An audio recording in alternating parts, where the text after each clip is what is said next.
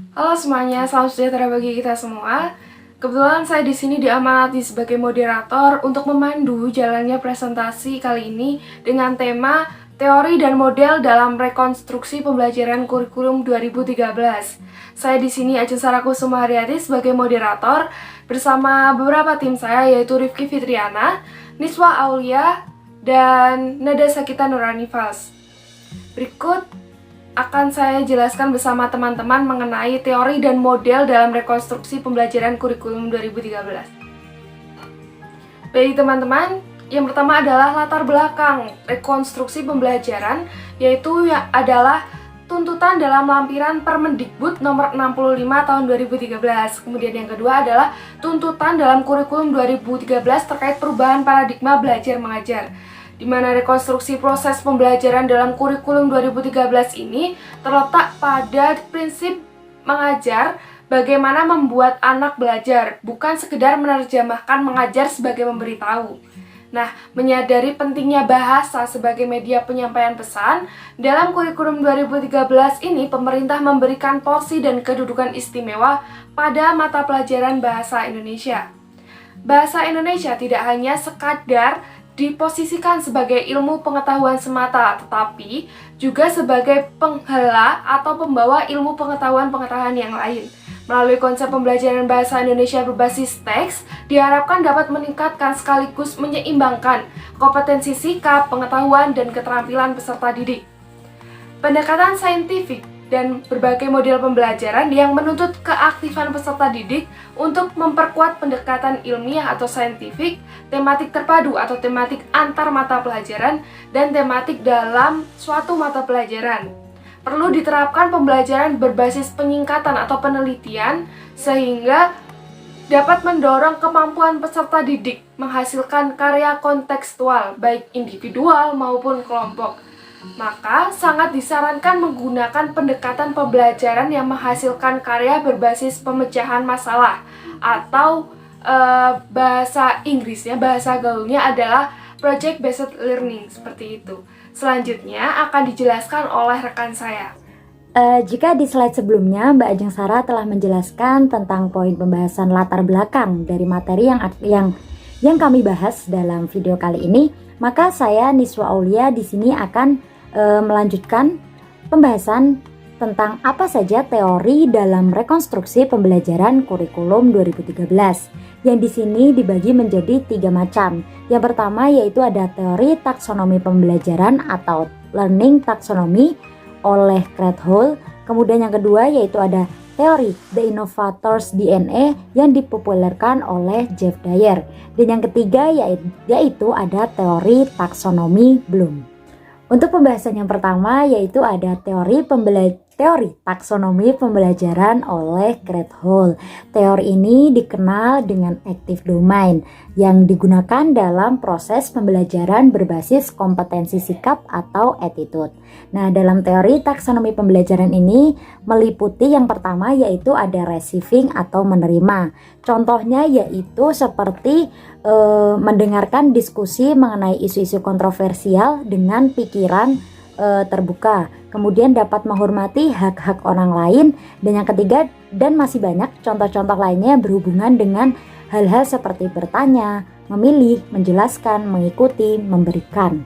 Kemudian selain ada receiving atau menerima, dalam teori taksonomi pembelajaran ini juga ada responding atau merespon. Contoh dari responding atau merespon ini yaitu seperti mengerjakan PR, berperan dalam aktivitas memecahkan masalah secara berkelompok, mengkritik gagasan, konsep, model baru, dan lain-lainnya untuk memahaminya secara sempurna. Lalu yang ketiga yaitu ada valuing atau menilai. Nah, pada valuing atau menilai ini contohnya yaitu seperti dapat menerima gagasan bahwa kurikulum terintegrasi adalah cara yang baik untuk belajar. Kemudian dapat juga berpartisipasi dalam menentukan arah pembelajaran di sekolah. Nah, kemudian selain ada valuing atau menerima, pada teori taksonomi pembelajaran ini juga ada organization atau organisasi. Nah, contoh dari organization atau organisasi ini yaitu seperti siswa menyadari kemampuan, mampu menyadari sebuah kemampuannya, kemudian keterbatasan dan nilai diri, kemudian juga mampu menerima tanggung jawab dari perilaku-perilaku. Kemudian yang keempat atau yang terakhir yaitu ada characterization by a value or a value set, atau karakterisasi dengan nilai atau nilai yang ditetapkan. Pada poin keempat ini contohnya yaitu seperti dapat menunjukkan kemandirian ketika bekerja secara independen, kemudian juga mampu menggunakan pendekatan objektif dalam pemecahan masalah. Kemudian untuk penjelasan di slide selanjutnya akan disampaikan oleh rekan sekelompok saya, Mbak Kiki. Teori yang selanjutnya adalah teori The Innovator's DNA yang dipopulerkan oleh Jeff Dyer, di mana teori ini digunakan dalam proses pengembangan kompetensi keterampilan atau skill. Nah, kurikulum 2013 menggunakan teori ini untuk merumuskan konsep pengembangan keterampilan peserta didik. Nah, teori ini memiliki tingkatan dalam taksonomi keterampilan yang mana meliputi observing atau mengamati, questioning atau menanya, experimenting atau bereksperimen, associating atau menghubungkan, dan communication atau networking atau mengkomunikasikan dan membuka jaringan. Kemudian teori yang berikutnya adalah teori taksonomi Bloom, di mana teori ini merupakan pedoman dari kompetensi pengetahuan atau knowledge yang digunakan untuk mengembangkan ranah pengetahuan. Nah, tingkatan dari teori taksonomi Bloom meliputi yang pertama yaitu knowing atau mengetahui, understanding atau memahami, applying atau menerapkan atau mengaplikasikan, kemudian analyzing atau menganalisis, dan evaluating atau mengevaluasi. Nah, teori yang selanjutnya akan dijelaskan oleh teman saya. Terima kasih. Model dalam rekonstruksi pembelajaran kurikulum 2013 itu ada 5. Yang pertama yaitu model tematik terpadu. Pembelajaran tematik merupakan suatu model pembelajaran yang menggunakan tema untuk mengaitkan beberapa materi pelajaran dengan memberikan pengalaman bermakna bagi peserta didik. Pembelajaran tematik ini menekankan pada keterlibatan peserta didik secara aktif. Tujuannya agar mengurangi terjadinya tumpang tindih materi dan memudahkan peserta didik untuk memahami materi secara utuh. Kemudian yang kedua yaitu model pendekatan saintifik. Model ini memberikan pemahaman kepada peserta didik dalam mengenal dan memahami materi menggunakan pendekatan ilmiah.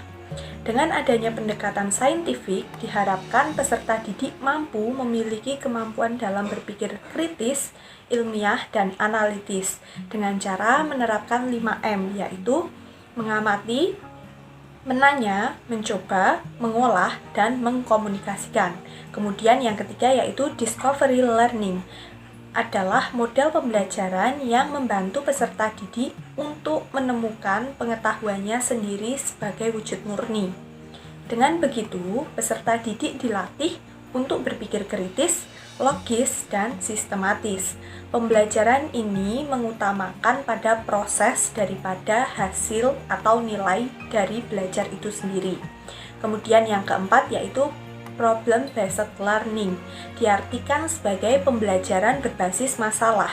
Artinya, dengan melibatkan peserta didik dalam suatu kegiatan untuk menghasilkan suatu produksi, mulai dari kegiatan merencanakan, kemudian membuat, kemudian merancang, melaksanakan, dan melaporkan hasil kegiatan yang berupa laporan pelaksanaan. Dengan begitu, siswa terlibat secara langsung sehingga mampu memahami dan menyelesaikan persoalan nyata dengan pengetahuan yang sudah dimiliki. Kemudian yang kelima yaitu Project Based Learning, metode pembelajaran yang menggunakan proyek sebagai media. Dengan begitu, pembelajaran berpusat kepada peserta didik untuk melakukan investigasi yang mendalam terhadap suatu topik. Baik, berikut adalah presentasi dari kelompok 5 mengenai teori dan model rekonstruksi pembelajaran kurikulum 2013, khususnya pada pembelajaran bahasa Indonesia. Kami segenap kelompok 5 pamit undur diri. Saya ucapkan terima kasih kepada Ibu dosen, yaitu Ibu Teresia Pinaka Ratnaningsari atas pemberian tugas dan pengetahuan yang telah diberikan kepada kami. Kritik dan sarannya baik dari Ibu dosen maupun teman-teman sangat kami harapkan untuk kemajuan kelompok kami ke depannya. Terima kasih. Selamat melanjutkan aktivitas kalian.